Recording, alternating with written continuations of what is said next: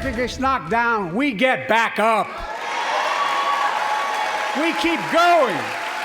That's America.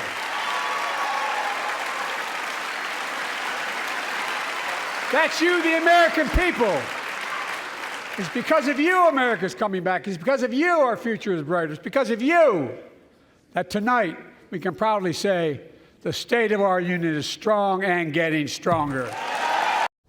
President Biden stood before Congress and the American people tonight delivering his State of the Union address. The president highlighted many issues in his speech, one being reproductive rights. He called Congress to act on Alabama's Supreme Court shutting down IVF treatments and the U.S. Supreme Court's overruling of Roe v. Wade. He also called out lawmakers in the chamber who he says are promising a national ban on reproductive freedom. Mr. Biden reiterated his tax pledge and called for fairness in the tax code. He says he was not going to raise taxes for people earning less than $400,000.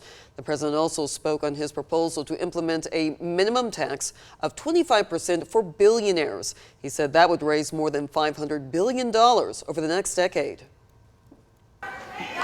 Lincoln Riley, an innocent young woman who was killed. I believe that given the opportunity for a majority in the House and Senate would endorse the bill as well, a majority right now. But unfortunately, politics has derailed this bill so far. I'm told my predecessor called members of Congress in the Senate to demand they block the bill. Republicans in Congress have accused the administration of being negligent at the southern border, and the president did receive catcalls from the floor as he talked about a bill that stalled last month.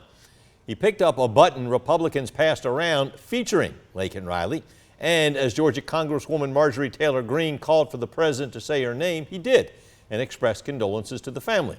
But the president argued he would not, quote, demonize immigrants. In the Republican Party rebuttal, Alabama Representative Katie Britt almost exclusively focused on the southern border in her remarks. From her kitchen, Britt strongly criticized the president's response to Riley's death. But she never got the opportunity to return home. She was brutally murdered by one of the millions of illegal border crossers President Biden chose to release into our homeland. Y'all, as a mom, I can't quit thinking about this. I mean, this could have been my daughter. This could have been yours. And tonight, President Biden finally said her name. But he refused to take responsibility for his own actions. As the 2024 election season continues to heat up, both President Biden and former President Trump will be in Georgia ahead of the state's primary vote on Tuesday.